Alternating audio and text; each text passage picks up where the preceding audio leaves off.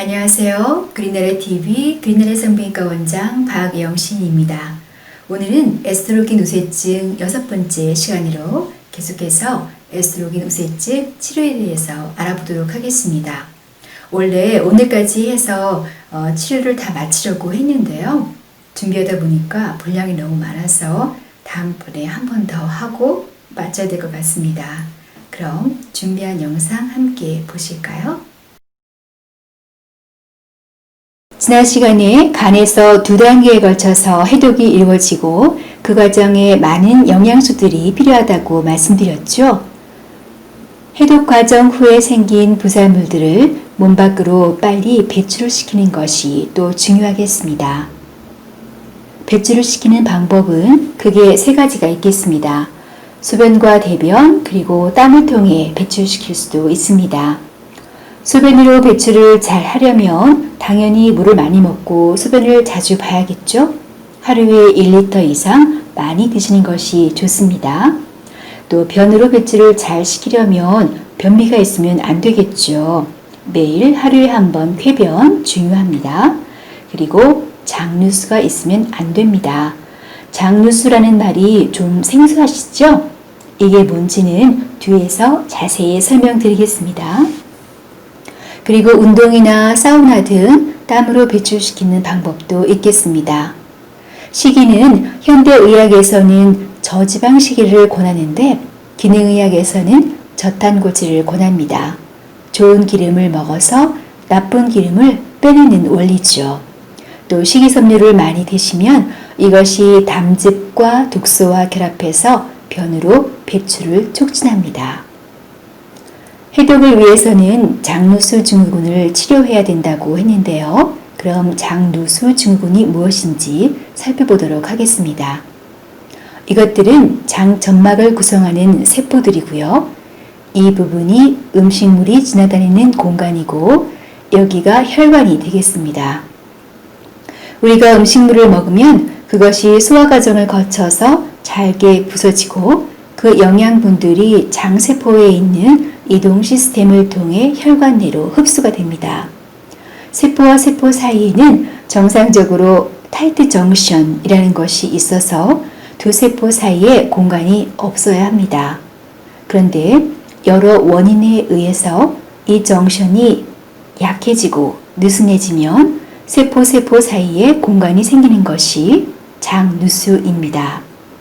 이렇게 되면 생기는 문제가 이 공간을 통해 덜 소화된 큰 입자의 음식물과 독소, 미생물들이 배출이 안 되고 혈관 내로 재흡수가 된다는 것입니다.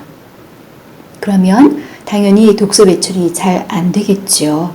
그리고 덜 소화된 큰 음식물이 혈관 내로 들어오면 우리 몸은 이것을 외부의 적으로 인식해서 항체를 만듭니다.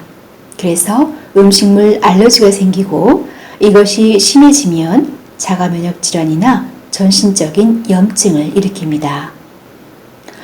그럼 왜 세포와 세포 사이 정션이 약해질까요? 장누수 증후군을 일으키는 원인은 여러 가지가 있습니다. 음주나 유제품, 계란 등 음식물들이 잘 일으킨다고 알려져 있고요.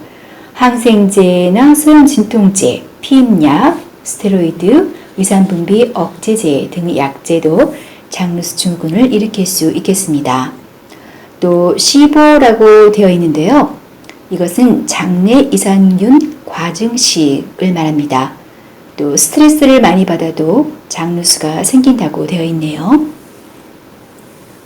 장누수 증후군이 있는 경우에 설사와 변비 등 위장관 증상뿐만 아니라 전신적인 증상을 일으키게 됩니다. 관절염이 올 수도 있고요. 여드름이나 습진 등이 생길 수도 있습니다. 그래서 장이 좋아야 피부가 좋다는 말이 맞는 말인 거죠.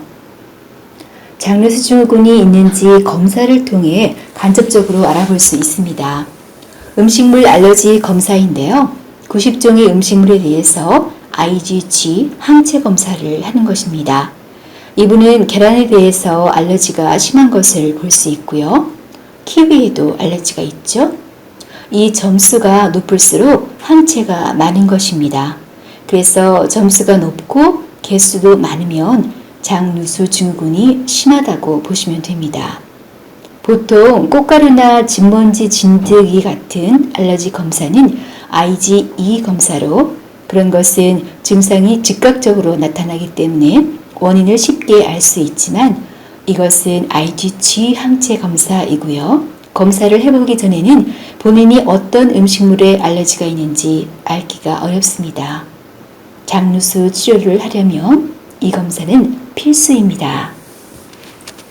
저희 병원에서 시행한 총 35명의 환자들의 음식물 알러지 검사 통계입니다.